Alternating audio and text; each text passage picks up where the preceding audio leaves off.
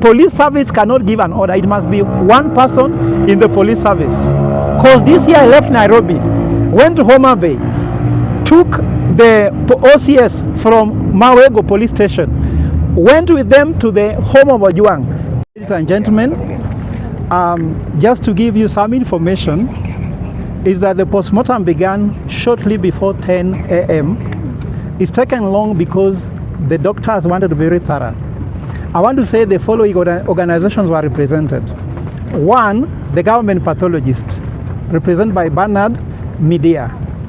We had the DCI and a homicide unit. We had IPOA.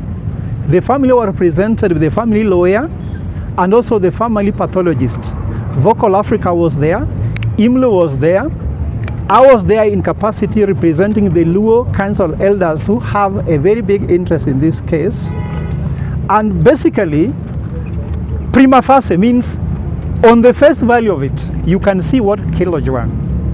And doctors in the process did everything as professional as it was. So expect the results to be as clear and easy to agree with all doctors there. There were over 6 doctors who are pathologists in that room. There were people who are in charge of investigation. For example, LSK was also there. A lady who has been 70 postmortems, so she knows what's going on. So what I can tell you is that the procedure was done as required. We can see on the face value before any surgery was done that you could see external injuries which are not inflicted by Ojwang himself. It must be external. But what we are waiting for is that at the moment doctors are locked in a room, they are debriefing to come out with a report, but to respect the family of Mzee Ojwang, is that after doctors are done, they brief the family so that the family can have the first information first. The family lawyer and myself, plus other organizations, will come out and will give you now the cause of death. They must tell you with precision what is the cause of death. And I know that the cause of death will be determined today. Of course, samples have been taken for toxicology, which will go to laboratories for government laboratory or chemistry. I don't know what that is. And also, IPO has taken a sample. Family has also taken. So 3 samples for independent analysis in different laboratories. So what I want to tell Kenyans is that let's be patient. We will get to the truth. And then from there, justice will follow. And then we shall see how we can take it from there. But so far, we managed to ensure the postmortem was done. There was a delay from yesterday, but finally it was done. I don't know that you have any question, but I need to go. Now, Ben Philip from Citizen TV. Yes. Sababu ya kucheleweshwa kwa hii autopsy ni sababu gani? Jana kulikuwa na sababu ambazo hatukuanza kubali. Invalid reasons like natural sunlight. The doctor who was supposed to perform the pathologist yesterday, Dr. Jensen Oduor, first of all, said he deleted the family, so he kicked himself out. Then we got another doctor who came and said that sunlight was the issue, that he wants natural light. And according to me, artificial light is in your hands. You can control the torch the way you want, the intensity of light, the wavelength and everything. So it's even better to have artificial light. That was invalid for us. Then actually today he disappeared. He went wayward. He just went, we call it what? She just went, aliingia mitini kwa Kiswahili.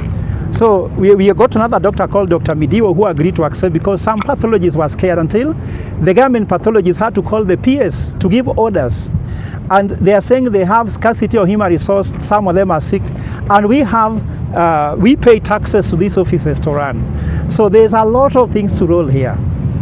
So I don't want to talk much because I want you first of all to respect the family and allow these people to come. So the delays were not nice. In fact, it was supposed to be at 8 a.m. in the morning. It took place now from about 10 because we are still looking for the doctor to do it. Yet for MPs, when they are doing it, it's like the speed. It's with the precision that they do it. But for common people like us, it takes too long. It was done in Lee Funeral Home for the late MP with supersonic speed. But for a normal human being, Kenyans, you have to know where you belong to the state. You don't factor in their priority. But I don't want to escalate matters. I want just people to mourn the way they want. I've heard people saying in the media, oh, Atiluos are against Raila Odinga because he's not mourning. Let everybody mourn the way they want to mourn. Raila mourn the way he wants to mourn. Even the people who killed Ojwang, they will mourn their way. So let us not have prejudice about this, but we will focus on truth and justice.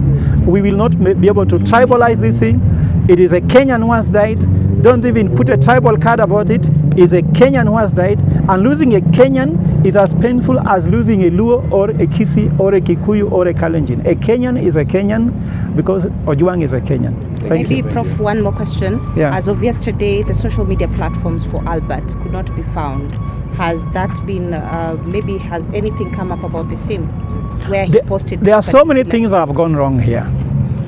They pulled down Ojwang's social media. I said it, Twitter, Facebook, everything. They have taken control of it. The state has taken control of it. So they will have to tell us why. We've even been told that the CCTV footage at Central Police were not working. Actually, they were deleted. We are telling IPOA, get us the footage at all costs because we can't negotiate about that. The state is culpable in every way. Actually, let me tell you what. Ojwang was taken live and kicking from his mother's laps in Homa Bay and found dead. The hours are glaring. Ojwang being shaken around 9:30. By around 1:20, he is dead. Those are how many hours? And then the report now, I can give you the evidence from the pathology form field. It's been declared that Ojwang was taken to Bagathi and declared dead on arrival. Of course, if you hear the stories, how that happened and Bagathi did not receive him, how did you not receive them, then declare them dead on arrival? If you don't receive somebody, how do you know they are dead on arrival? So there are too many things that need to be asked. Actually, there are 1 million questions to be answered. And I want to ask all Kenyans, help all of us here with information because we want to make this a landmark case. And you don't want to hear that it is against the police service. No, it must be against somebody who must be investigated who committed this offense. One person. Police service cannot give an order. It must be one person in the police service. Because this year I left Nairobi, went to Homa Bay, took the OCS from Mawego police station, went with them to the home of Ojwang, picked him, took him to Mawego. It is said he recorded a statement. Then they picked their cars from there because they went in Ojwang's home in motorcycles. So what statement did Ojwang record? So there are so many things I'm telling you, but for now, just hold your breath because it's in good respect to everybody that we do it in the order we have agreed with the family because the family of Ojwang comes first. Today is them to be given first. All of us must be second. Thank you. Thank you, Prof. Sure. Thank you.